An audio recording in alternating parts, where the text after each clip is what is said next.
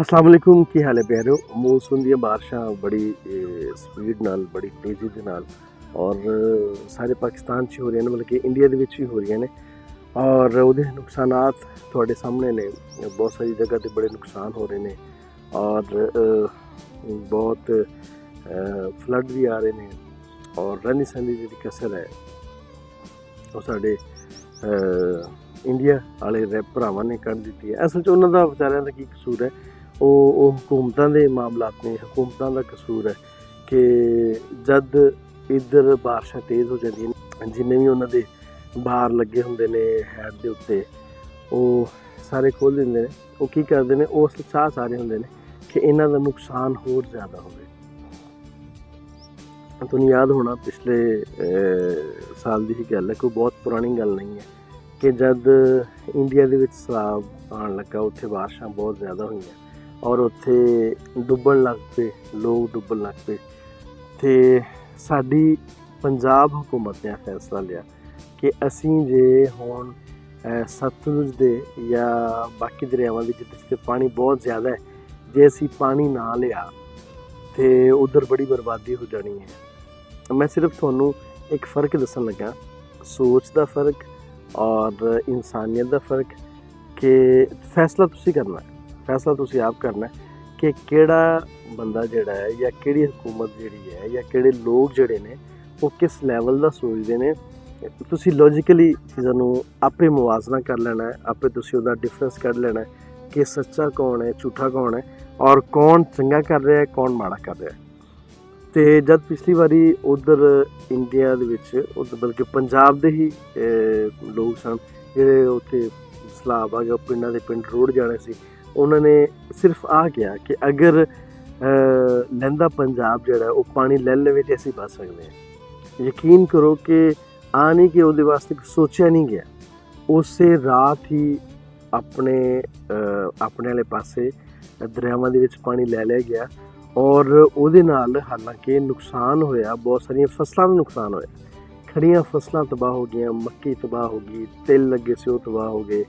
लेकिन अच्छा उहदे नाल मैं एक चीज़ दस्सां तुहानूं, आ सी हुकूमत दा फैसला कि हुकूमत ज़ाहिर पता हुकूमत ने करना सी ना कि तुसीं यार पानी ले लवो, वो लोग ना डुब्बण, जान्नां बच सकण कम अज़ कम।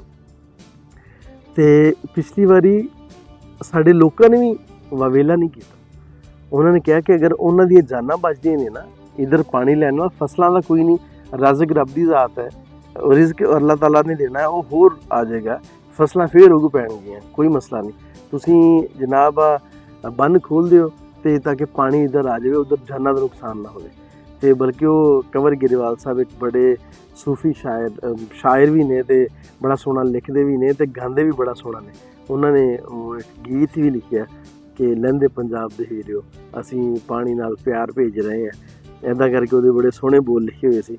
ते ਉਹ थोड़ियां खबरां दे विच भी चलदा रहा कि जे लैंदा पंजाब पानी ना लैंदा ते पिंडां दे पिंड रुड़ जाने सी, चढ़दे पंजाब दे बहुत कुछ हो जाना सी। हुण इत्थे की हुंदा है, जद साडे कोले बहुत बारिशां हो रहीਆਂ ने, जद साडे कोले अगे पानी बहुत ज़्यादा जमा हो गया है, ते इस चीज़ नूं वेखदे होइआं ਉਹ जनाब आखिरी किल जिहड़ी है ताबूत दे विच उधरों ठोक दित्ती जांदी है, उधरों सारे बंद खोल दित्ते जांदे ने कि पानी जिहड़ा है वो होर इधर चला जाए। मतलब आ कैसी एक अजीब गल है कि असीं किस लैवल ते सोचते हैं और वो लोग जिहड़े ने वो किस लैवल ते सोचते हैं। जद पिछली दफ़ा उन्होंने एक कंवर गिरीवाल साहब ने गीत बनाया और उस गीत नूं बड़ी पजीराई मिली और उस गीत दे बड़े व्यूज़ ने, उस गीत नूं बड़ा पसंद किया गया। ते हुण मेरे प्यारे हुण तुसीं कोई अजिही गल, कोई अजिहा गीत बना दिओ कि लैंदे वालिआं नूं बचा लवो, उन्हां वल पानी ना भेजो। तुसीं रावी च भी बेबहा पानी छड्डता, तुसीं सतलुज विच भी बहुत ज़्यादा पानी छड्डता, तुसीं की चाहुंदे हो? मेरी हुकूमतां दे अगे, मेरी उन्हां हुकूमतां दे अगे, इंडियन हुकूमतां दे अगे मेरा सवाल है कि तुसीं की चाहुंदे हो? तुसीं आ चाहुंदे हो कि साडे ਜਿਹੜੇ ਲੋਕ ਨੇ ਉਹਨਾਂ ਨੂੰ ਡੁੱਬਦਿਆਂ ਵੇਖਣਾ ਚਾਹੁੰਦੇ ਹੋ, ਫਿਰ ਤੁਹਾਨੂੰ ਸਕੂਨ ਮਿਲ ਜਾਏਗਾ, ਫਿਰ ਤੁਹਾਨੂੰ ਅੱਛਾ ਫੀਲ ਹੋਏਗਾ ਕਿ ਜੇ ਲਹਿੰਦੇ ਪੰਜਾਬ ਦੇ ਲੋਕ ਨੇ ਜਾਂ ਪਾਕਿਸਤਾਨ ਦੇ ਲੋਕ ਅਗਰ ਡੁੱਬ ਕੇ ਮਰ ਜਾਂਦੇ ਨੇ, ਅਗਰ ਉਹਨਾਂ ਦੇ ਘਰ ਡਿੱਗ ਪੈਂਦੇ ਨੇ, ਅਗਰ ਕਿਸੇ ਮਾੜੇ ਦੀ ਕੁੱਲੀ ਡਿੱਗ ਪੈਂਦੀ ਹੈ ਤੇ ਤੁਹਾਨੂੰ ਉਹ ਵਧੀਆ ਲੱਗੇਗਾ ਕਿ ਹਾਂ ਬਹੁਤ ਵਧੀਆ ਲੱਗ ਰਿਹਾ, ਬਹੁਤ ਨੁਕਸਾਨ ਹੋ ਗਿਆ ਇਹਨਾਂ ਦਾ, ਹੁਣ ਸਾਨੂੰ ਬਹੁਤ ਸੋਹਣਾ ਲੱਗ ਰਿਹਾ। ਇੰਝ ਦੀ ਸੋਚ ਨਹੀਂ ਹੋਣੀ ਚਾਹੀਦੀ। ਸੋਚ ਨੂੰ ਹਮੇਸ਼ਾ ਪੋਜ਼ਿਟਿਵ ਹੋਣਾ ਚਾਹੀਦਾ ਹੈ, ਸੋਚ ਨੂੰ ਹਮੇਸ਼ਾ ਵੱਡਾ ਰੱਖਣਾ ਚਾਹੀਦਾ ਹੈ। ਅਤੇ ਬੀਇੰਗ ਅ ਹਿਊਮਨ ਅਸੀਂ ਬਹੁਤ ਸਾਰੀਆਂ ਤਨਜ਼ੀਮਾਂ ਬਣਾਈਆਂ ਹੋਈਆਂ ਨੇ, ਪੂਰੀ ਦੁਨੀਆ ਦੇ ਵਿੱਚ ਤਨਜ਼ੀਮਾਂ ਬਣੀਆਂ ਨੇ। ਇੰਡੀਆ ਦੇ ਵਿੱਚ ਵੀ ਬਹੁਤ ਸਾਰੇ ਲੋਕ ਇਨਸਾਨੀਅਤ ਦੇ ਉੱਤੇ ਕੰਮ ਕਰਦੇ ਪਏ ਨੇ। ਹੁਣ ਇਨਸਾਨੀਅਤ ਕਿੱਥੇ ਹੈ? ਜਦ ਲੋਕ ਡੁੱਬਦੇ ਪਏ ਨੇ ਤੁਸੀਂ ਉੱਥੋਂ ਹੋਰ ਪਾਣੀ ਘੱਲ ਰਹੇ ਹੋ, ਹੁਣ ਇਨਸਾਨੀਅਤ ਕਿੱਥੇ ਹੈ? ਸਹੀ ਤਾਂ ਇਹ ਵੇ ਕਿ ਉਸ ਵੇਲੇ ਪੁੱਛਿਆ ਜਾਵੇ, ਬਲਕਿ ਮੈਨੂੰ ਯਾਦ ਹੈ ਕਿ 3 ਸਾਲ 4 ਸਾਲ ਪਹਿਲੇ ਜਦੋਂ ਇੱਧਰ ਸੈਲਾਬ ਆਇਆ ਹੈ ਦਰਿਆ ਸਿੰਧ ਵਾਲੇ ਪਾਸੇ ਕਰਾਚੀ ਦੇ ਵਿੱਚ, ਮੈਂ ਉਦੋਂ ਕਰਾਚੀ ਮੇਰਾ ਆਪਣਾ ਬਿਜ਼ਨਸ ਸੀ ਅਤੇ ਮੇਰਾ ਆਉਣ ਜਾਣ ਹੁੰਦਾ ਸੀ। ਬਹੁਤ ਤਬਾਹੀ ਹੋਈ ਹੈ ਔਰ ਬਹੁਤ ਸਾਰੇ ਇਹ ਜਿਹੜੇ ਖਾਲਸਾ ਏਡ ਵਾਲੇ ਨੇ ਜਾਂ ਇਸ ਤੋਂ ਇਲਾਵਾ ਹੋਰ ਬਹੁਤ ਸਾਰੇ ਲੋਕਾਂ ਨੇ ਬਹੁਤ ਕੋਆਪਰੇਟ ਕੀਤਾ ਹੈ ਔਰ ਬਹੁਤ ਸਾਰੀ ਜਗ੍ਹਾ 'ਤੇ ਕੈਂਪਿੰਗ ਕੀਤੀ ਹੈ। ਉਹਨਾਂ ਨੇ ਬਹੁਤ ਸਾਰੀ ਜਗ੍ਹਾ 'ਤੇ ਪੈਸਾ ਪਹੁੰਚਾਇਆ, ਉਹਨਾਂ ਨੇ ਰਾਸ਼ਨ ਪਹੁੰਚਾਇਆ ਬਹੁਤ ਸਾਰੀ ਜਗ੍ਹਾ 'ਤੇ। ਜਿਹੜੀਆਂ ਚੀਜ਼ਾਂ ਚਾਹੀਦੀਆਂ ਸੀ, ਸਿੰਧ ਦਾ ਬਹੁਤ ਬੁਰਾ ਹਾਲ ਹੈ। ਜਿਹੜੀ ਚੀਜ਼ ਮੰਨਣ ਵਾਲੀ ਹੈ ਉਹ ਮੰਨਣ ਵਾਲੀ ਹੈ। ਸਿੰਧ ਦੇ ਜਿਹੜੇ ਲੋਕ ਨੇ ਉਹਨਾਂ ਦਾ ਵਿਚਾਰਿਆਂ ਦਾ ਰਹਿਣ ਸਹਿਣ ਪੰਜਾਬ ਦੇ ਨਾਲੋਂ ਕਿਤੇ ਬਹੁਤ ਮਾੜਾ ਹੈ ਅਤੇ ਉਹਨਾਂ ਲੋਕਾਂ ਦੀ ਬੜੀ ਹੈਲਪ ਆਊਟ ਕੀਤਾ ਉਹਨਾਂ ਨੇ। ਲੇਕਿਨ ਉਦੋਂ ਦੀ ਗੱਲ ਸੀ। ਹੁਣ ਐਸਾ ਕੀ ਹੋ ਗਿਆ ਕਿ ਤੁਸੀਂ ਜਨਾਬ ਅਜਿਹਾ ਕੀ ਸਾਡੇ ਵੱਲੋਂ ਹੋ ਗਿਆ? ਹੈ ਤਾਂ ਇਨਸਾਨੀਅਤ ਹੀ ਹੈ ਨਾ। ਹਕੂਮਤਾਂ ਦੇਖੋ, ਲੜਾਈਆਂ ਨੇ ਹਕੂਮਤਾਂ ਦੀਆਂ ਲੜਾਈਆਂ ਦੇ ਵਿੱਚ ਉਹ ਕਹਿੰਦੇ ਨੇ ਕਿ ਵੱਡਿਆਂ ਦੀ ਲੜਾਈ ਦੇ ਵਿੱਚ ਨਹੀਂ ਆਉਣਾ ਚਾਹੀਦਾ। ਉਹ ਊਠਾਂ ਦੀਆਂ ਲੜਾਈਆਂ ਨੇ।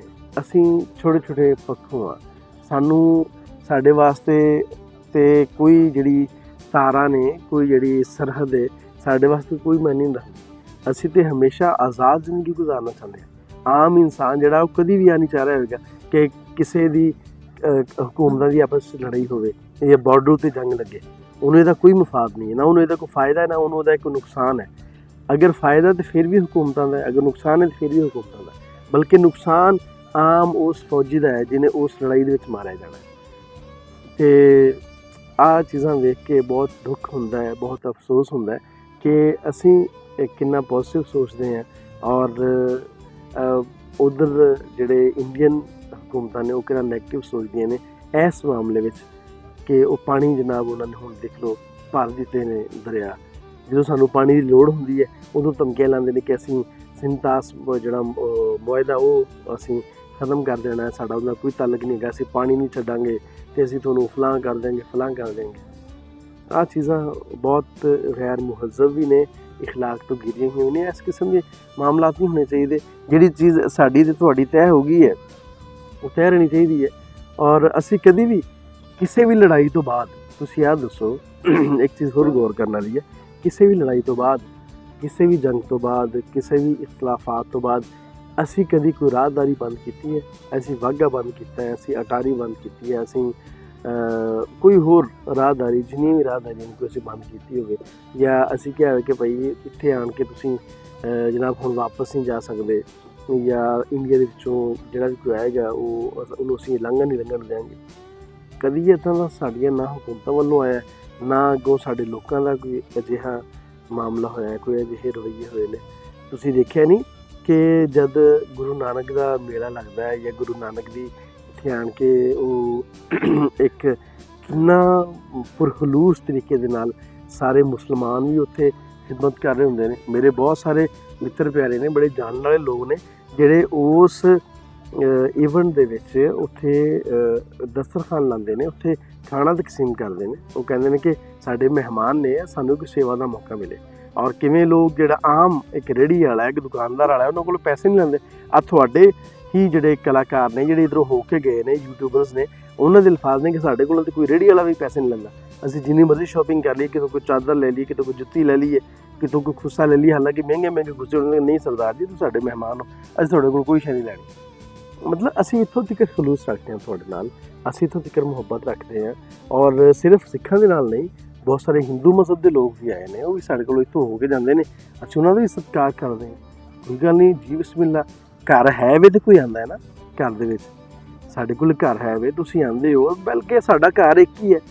ਆਹ ਤੇ ਉਤਲੇ ਮਾਮਲਾਤ ਨੇ ਜਿਹੜੇ ਖਰਾਬ ਹੋਏ 47 ਵੇਲੇ ਦੇ ਖਰਾਬ ਹੋਏ, ਅੱਜ ਤੱਕ ਸਾਡੇ ਕੋਲ ਸਮੇਟੇ ਨਹੀਂ ਜਾ ਰਹੇ।